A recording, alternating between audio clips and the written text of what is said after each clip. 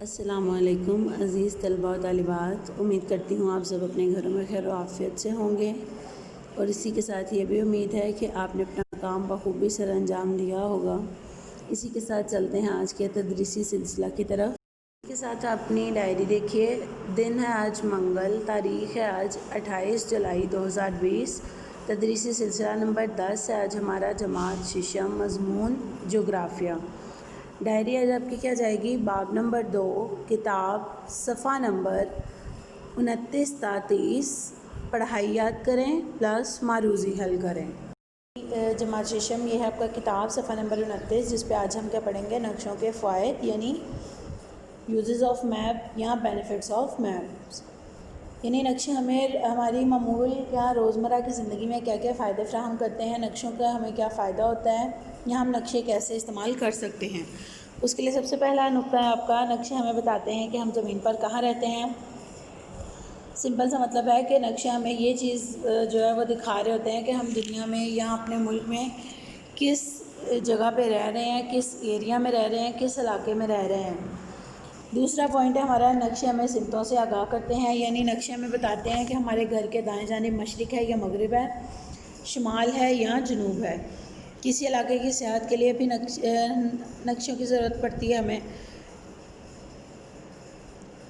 سادہ سی بات ہے اس میں کہ کسی بھی جگہ پہ آپ جب سیر کرنے کے لیے جائیں گے، جب تک آپ کے پاس اس جگہ کا نقشہ نہیں ہوگا، آپ وہاں پہ آرام سے گھوم پھر نہیں سکتے۔ پہلے دور میں کیا ہوتا تھا، نقشے جو ہینڈ ریٹن یعنی ہینڈ میڈ ہوتے تھے، لوگ ہاتھ سے نقشے بناتے تھے، لیکن اب تو اتنا جدید دور ہے، جی پی ایس یا پھر ٹریکر لگا لیا جاتا ہے، جس کی مدد سے ہم کسی بھی جگہ کا نقشہ آرام سے ڈھونڈ سکتے ہیں، پھر اس نقشے کے مطابق ہم کہیں پہ بھی سفر کر سکتے ہیں۔ نقشے کے پیمانے سے ہمیں زمینی فاصلوں کا اندازہ لگانے میں مدد ملتی ہے، یعنی نقشے پر جو پیمانے انہوں نے بنائے ہوتے ہیں، پیمانوں کے بارے میں ہم نے پیچھے پڑھا تھا، اس سے ہمیں آئیڈیا آ جاتا ہے کہ یہ اتنا فاصلہ جو نقشے پہ ہے، نقشے پہ بالفرض 1 سینٹی میٹر ہے تو زمین پر وہ 1 میٹر ہوگا۔ اس طرح سے ہم اندازہ لگا سکتے ہیں۔ نقشے ہمیں دنیا کے مختلف حصوں سے رابطے میں رکھتے ہیں۔ نقشے میں دنیا میں پائے جانے والے مختلف قسم کے ماحول سے روشناس کراتے ہیں، یعنی نقشے پہ ہم ویسے تو ہم گھر بیٹھے بیٹھے نہیں پتہ لگا سکتے کہ ہمارے گھر کے سے کچھ تقریباً 1 یا 2 میٹر کے فاصلے پہ گراؤنڈ ہے، یا ویسے ہی کوئی کھیلنے کا میدان ہے، یا پھر کوئی دریا ہے یا کوئی ندی بہہ رہی ہے، لیکن جب ہم اسی ایریا کو گھر بیٹھے ہوئے اپنے نقشے پہ دیکھیں گے تو ہمیں پتہ چل جائے گا کہ یہاں سے 2 میٹر دور کوئی دریا بہہ رہا ہے، یا پھر اس کے دائیں جانب کوئی گراؤنڈ ہے۔ اس طرح سے یہ پوائنٹ جو ہے نا انہوں نے ڈسکرائب کیا ہے۔ جنگ کی منصوبہ بندی کا دارومدار نقشوں پر ہوتا ہے، یعنی جنگ کی منصوبہ بندی سے مراد جنگ کی پلاننگ جو کی جاتی ہے وہ نقشوں پہ ہی کی جاتی ہے۔ نقشوں پر نشان لگا کے علامتیں بنا دی جاتی ہیں کہ اس مین گیٹ سے جو ہے وہ اتنی فوج آئے گی، پیچھے کے دروازے پہ اتنی فوج رہے گی، یہ سارا کچھ جو ہے وہ نقشے پر انہوں نے بتا دیا ہوتا ہے۔ نقشے فصلوں، معدنیات اور صنعتوں کی تقسیم دکھانے کا ایک اہم ذریعہ ہے۔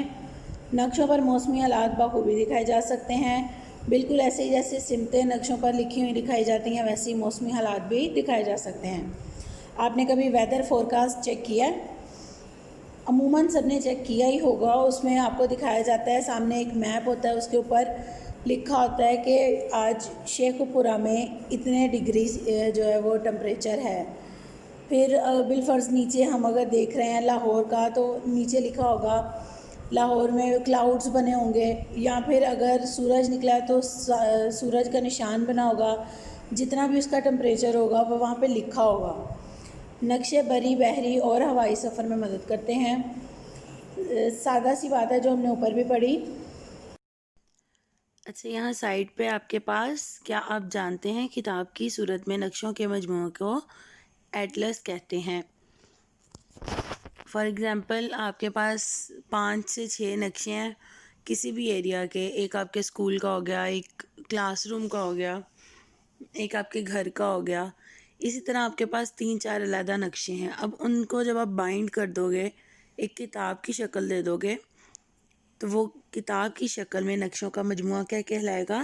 ایٹلس۔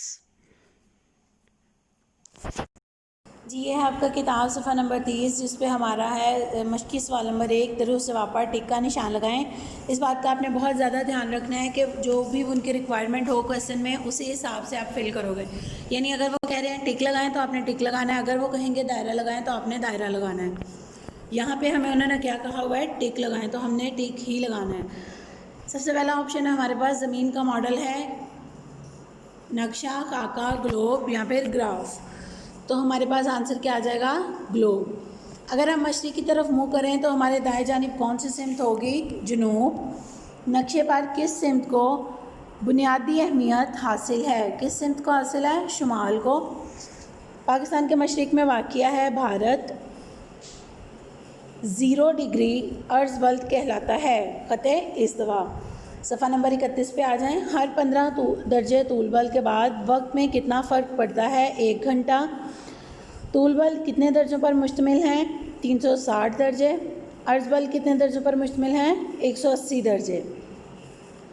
نقشے پر سطح سمندر سے ایک جیسی بلندی رکھنے والے علاقوں کو ملانے والے خطوط کیا کہلاتے ہیں، کنٹورز۔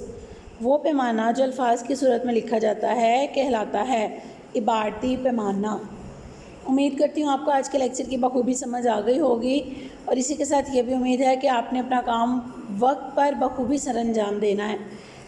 گھروں میں رہیے، اپنا بہت خیال رکھیے، محفوظ رہیے۔ خدا حافظ۔